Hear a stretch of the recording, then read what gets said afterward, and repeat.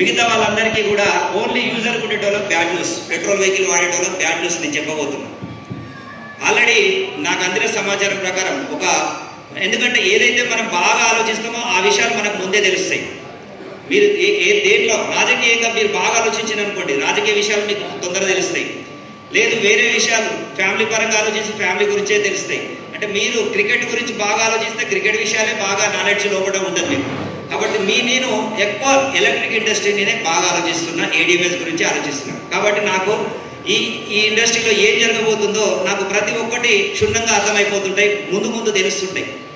నేను ఎందుకంటే ఫోకస్ అంతా దాని మీదనే ఉంది కాబట్టి వార్తలు ఆ న్యూస్ ఏం చూసినా నేను వీటి గురించే చూస్తాను. ఏ రాజకీయ నాయకుడు వస్తున్నాడు, ఎవరు సీఎం ఎత్తున్నాడు, ఎవరు వచ్చినా మన రాత మారదండి. గుర్తుపెట్టుకోండి, మన పని మనం చేసుకోవాల్సిందే, తప్పదు. జీవితాంతం మనకు కూర్చోబెట్టయితే ఎవరు కాదు, కష్టపడాల్సిందే, మన రాత మనం మార్చుకోవాల్సిందే. ప్రభుత్వాలు వస్తుంటాయి పోతుంటాయి, ఎవరు వచ్చినా ఎవరు చేసినా మన కష్టం మనదే. ఊకే వాళ్ళ గురించి ఆలోచించుకుంటూ రోడ్ల మీద వాళ్ళ గురించి చాలా మంది ఆలోచిస్తున్నారు. ఈయన పోయి ఆయన వచ్చిండు, ఆయన తిట్టుకుండు, ఈయన తిట్టుకుండు. ఎవరిని తిట్టే స్తోమత మనకు లేదు. ఫస్ట్ మన ఇంట్లో నలుగురిని మనం చూపెట్టాలి. కానీ మనం నమ్ముకున్న మన భార్యని, ఇద్దరు పిల్లల్ని మనం కరెక్ట్ చూసుకోలేం. కానీ సీఎంని తిట్టే కెపాసిటీ మనకెక్కండి. సీఎంని కామెంట్ చేసే, మోడీని కామెంట్ చేసే కెపాసిటీ మనకెక్కడి. ఒక్కసారి మన గురించి మనం ఆలోచించుకుందాం. ఎవరి కుటుంబం వాళ్ళు కనుక ఆర్థికంగా ఎదిగితే ఏ గవర్నమెంట్ కూడా బర్డెన్ ఉండదండి, అస్సలు బర్డెనే ఉండదు. మన కుటుంబం మనం కనుక ఆర్థికంగా ఎదిగి మనం మంచిగా ట్యాక్స్ గవర్నమెంట్ కట్టామనుకో, గవర్నమెంట్ కూడా ఎదుగుతుంది మన వల్ల. ప్రపంచంలోనే భారతదేశం ఆర్థికంగా ఎదగాలంటే ఫస్ట్ మనందరం కోటీశ్వరులు కావాలి. మంచి ట్యాక్స్ నిజాయితీగా ట్యాక్స్ కట్టాలి. కట్టినప్పుడే డెవలప్మెంట్ జరుగుతుంది. ఖచ్చితంగా మన దేశ జీడిపి పెరుగుతుంది. దేశ జీడిపి పెరగాలంటే మన డబ్బు సంపాదనతో ముడిపడింది. ప్రతి ఒక్కరు ఎంత ఎక్కువ మంది బీద వాళ్ళు ఉంటే అక్కడ జీడిపి పడిపోతుంది. ఎంత ఎక్కువ మంది సంపాదించిన వాళ్ళు ఉంటేనే ట్యాక్స్ కడితేనే జీడిపి పెరుగుతుంది. కాబట్టి మనం అందరం కూడా ఖచ్చితంగా సంపాదన పెంచుకోవాలి. ఓకే, ఇక్కడ ఈవీ ఇండస్ట్రీ గురించి మాట్లాడుతున్న కొద్దిసేపు ఇక్కడ 100% ఇక్కడ ఒక మంచి లైఫ్ ఉందండి. ఎలక్ట్రిక్ ఇండస్ట్రీలో అద్భుతమైన లైఫ్ ఉంది. రాబోయే ఒక 3 నుంచి 5 సంవత్సరాల్లో మనం వాడుతున్న పెట్రోల్ ఇప్పుడు రేట్ ఎంత సార్? 110 రూపాయలు. అప్రాక్సిమేట్ ₹1 అటు ఇటు 110 రూపాయలు. మరి 110 రూపాయలు సంతోషంగా పోయిస్తున్నారా పెట్రోల్? ఎవరైనా నేను సంతోషంగా వాడుతున్నా సార్ పెట్రోల్ అనే వాళ్ళు ఎవరు ఉన్నారా?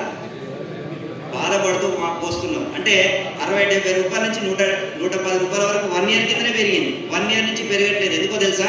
ఎలక్షన్స్ అవుతున్నాయి కాబట్టి. ఎలక్షన్స్ అయిపోయినాయి కదా, ఇక చూడండి ఇంకొక 2-3 నెలల్లో చూడండి బ్రహ్మాండంగా పెరగబోతుంది పెట్రోల్. ఇది ఎవరు కూడా ఆపలేరు. ఎందుకంటే అది ప్రపంచ మార్కెట్ బయట ఉంటుంది, మన ఇండియాలో తయారైంది కాదు, బయట నుంచి కొనాల్సింది. కాబట్టి ఖచ్చితంగా అది పెరుగుతూ ఒక అంచనా ప్రకారం రాబోయే 3 నుంచి 5 సంవత్సరాల్లో 400 రూపాయలు పెట్రోల్ కాబోతుంది ఇండియాలో. మరి ఎవరైనా స్కూటర్ వాడతారా సార్? పెట్రోల్ స్కూటర్ వాడగలుగుతారా? 110కే ఇంత బాధపడుకుంటూ పెట్రోల్ పోయిస్తున్నావు, మరి 400 అయినప్పుడు పెట్రోల్ పోయించగలుగుతావా? అంటే రాబోయే 5 years లో ఎంత భవిష్యత్తు ఉందో ఈవీ ఇండస్ట్రీకి దీన్ని బట్టి అర్థం చేసుకోండి. అందుకనే నేను గుడ్ న్యూస్ అన్నా. నాకైతే చాలా గుడ్ న్యూస్ అండి. ఎందుకంటే పెట్రోల్ ఖచ్చితంగా పనిచేయాల్సిందే. పెట్రోల్ అనేది వాడకూడదు. వాడడం వల్లనే మనకు తీవ్రమైన పరిణామాలు ఎదురవుతున్నాయి. చాలా మంది శ్వాస సంబంధి చనిపోతున్నారు. ఈ శ్వాస సంబంధి వాళ్ళు చనిపోతున్నారు. WHO ఇచ్చిన నివేదికలో ప్రతి సంవత్సరం 23 లక్షల మంది చనిపోతున్నారు ఇండియాలో. ఈ పెట్రోల్ డీజిల్ వల్ల వదిలే ఆ కార్బన్స్ గాలిలో కలిసి దాన్ని మనం పీల్చడం వల్ల 23 లక్షల మంది ప్రతి సంవత్సరం చనిపోతున్నారు. నిజంగా ఈ పెట్రోల్ డీజిల్ కనుక మనం పనిచేస్తే ఎన్నో లక్షల మంది ప్రాణాలు కాపాడే వాళ్ళు అవుతాం. ఫస్ట్ మనం వదిలే పెట్రోల్ మన ఎంత పీల్చే వాళ్ళ ప్రాణం తీస్తుంది. ఇది గమనించండి. ఫస్ట్ మన బండి వెనక వచ్చే వాళ్ళు ప్రాణం పోతుంది. ఇవాళ పోకపోవచ్చు, ఏదో ఒక రోజు ఖచ్చితంగా పోతుంది. కాబట్టి అది 100% చిన్న వయసులోనే శ్వాస సంబంధి వాళ్ళు చనిపోతున్నారు. ఇది అన్నిటికీ కారణం పెట్రోల్ డీజిల్. ఒకప్పుడు ఎక్కడో 2-3 ఇళ్లలో ఒక వెహికల్ ఉండేది. ఇలా ఇంటికి 3 వెహికల్. ఇంట్లో పిల్లలు 369 సినిమా చూసిన వాళ్ళు ఉన్నారు అసలు ఎవరైనా?